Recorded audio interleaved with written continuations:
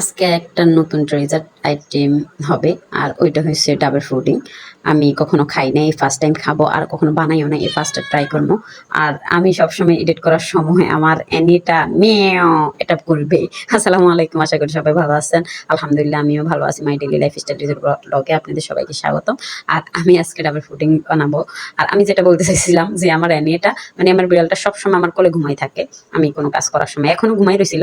যখন আমি এডিট করবো তখন ওর মিয়াও একটা ডাক দিতেই হইব, মানে আমার সবসময় ও এডিট করতে মনে হয় এরকম টাইপের আর কি। যাই হোক, আমি এখানে দুইটা ডাব নিছি কারণ আমি আইটেমটা একটু বড় করে বেশি করে বানাবো। আপনারা পরিমাণে কম হলে সমস্যা নেই, দুইটার মধ্যে একটাও নিতে পারেন, আবার কারো বেশি হলে তিনটাও নিতে পারে, দুইটাও নিতে পারে, যার যার অভিরুচি। তো একটা দিয়েও ভালো করে বানানো যাবে। তো আমি দুইটা ডাব নিছি, আর ডাবগুলো অনেক আগে ইয়ে করে রাখছি, ফাড়ি রাখছি। মানে আমার পরীক্ষা ছিল, তখন আমার বানানোর কথা ছিল, কিন্তু পরীক্ষার সময় তো কাজ করতে কার ভালো লাগে বলেন? তো পড়ালেখা আবার কাজ এগুলো করতে তো এমনি টেনশনে শেষ, আর পড়ালেখা। তো যাই হোক, আমি ওইখানে তখন আর বানাই নাই, এই জন্য আমি একদম মিনিয়ে রাখছিলাম। পরবর্তীতে আমি এখন কাটতেছি, যে দেখতেছেন আমার এনি শয়তা দুষ্টামি করতেছে আমার সাথে, সাথে উঠে গেছে, সাথে উঠে ও দুষ্টামি করতেছে। আর আমি তো ডাবটা প্রথমে কাটার সময় আমার পানিগুলো অনেকগুলো পড়ে গেছে। আয় হায় রে, ডাবের পানি কতটা যে মানে তৃপ্তিকর, মানে মনটা শান্তি দেয়, এটা যে খায় সে যে বুঝে, আর কিছু বলার নাই আর কি।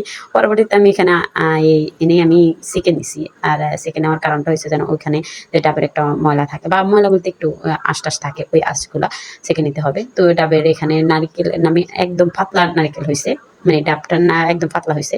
তো ওইখানে আমি একটু দিছি। আর এখানে আমি আগার আগার পাউডার দিয়ে দিছি। আগার আগার পাউডার হলো এখানে আপনার যে কোনো আগার আগার পাউডার বলতে যে কোনো ফুডিং জাতীয়, যে কোনো নরম জাতীয় তরল জাতীয় খাদ্যরে মানে ইয়া করে একদম বইটা বইটা করে আর কি, যেটারে কয় শক্ত করে আর কি, যেটা একটু ফুডিং এর মতো শক্ত করে, যেটা একদম স্মুথলি খাওয়া যায়।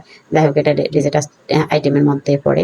দেখ, এই আগার আগার পাউডার আপনারা দোকানে যা পাইবেন, যে কোনো দোকানে পাইবেন, মুদি দোকানে তো বিশেষ করে আমি মুদি দোকান থেকে কিনছি। আর আমি এটা দোকান দিয়ে আমি এটা ইউটিউবে দেখছিলাম, তো আমার একটা ইচ্ছা ছিল যে আমি এটা বানাবো, খাবো।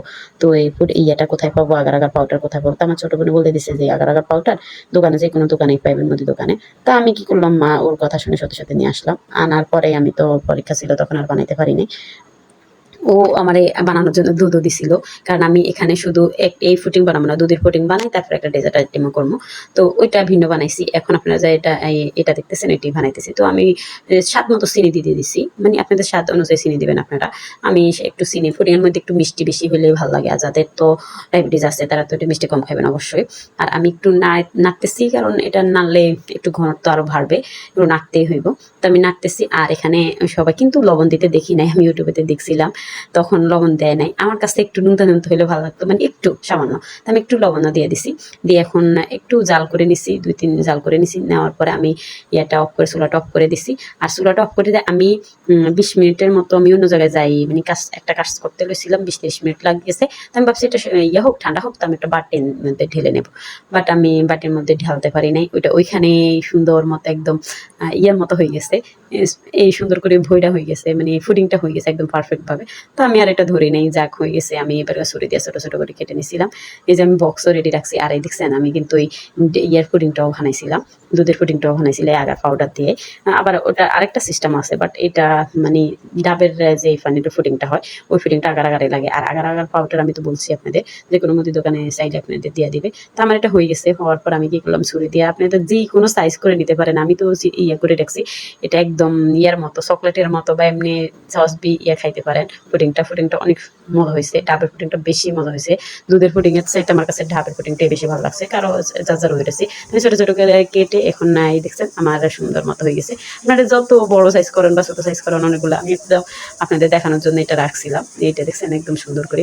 আমি তখন কিন্তু রাত্রে ছিল, রমজান তো, তারপর রাত্রে ছিল, তো আমি বানাইছি। তো মানে আমি সবকিছু রেডি করতে করতে রাতে ছিল, যখন আমি এগুলো ইয়ে করছি, সুন্দর সুন্দর হয়ে গেছে। তো আমি একটু খাই দেখছিলাম যে কিরকম হয়েছে, অনেক ভালো হয়েছে।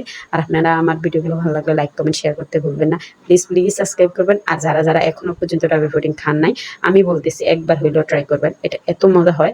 মানে দুধের ডিমের পুডিংটা আমরা তেমনি বানাই, কারণ আগার আগার পাউডার এখানে লাগে না, এমনিতে বানানো হয়ে যায়। কিন্তু এই পুডিংটা অন্যরকম একটা টেস্ট, মানে বিশেষ করে আমি দুধের চাইতে আমার কাছে এইটাই ভালো লাগছে। তো সবার তো এখন আমি বলছি না, তো আমার কাছে এই দুইটা, আমি দুইটাই বানাইছি, দুইটার মধ্যে এটা সবচেয়ে বেস্ট লাগছে আমার কাছে ডাবের পুডিংটা। আপনারা একবার ট্রাই করে দেখতে পারেন আমার মতো। তো ভালো থাকবেন, আর আমার জন্য বেশি বেশি করে দোয়া করবেন। আল্লাহ হাফেজ, বাই বাই, টাটা।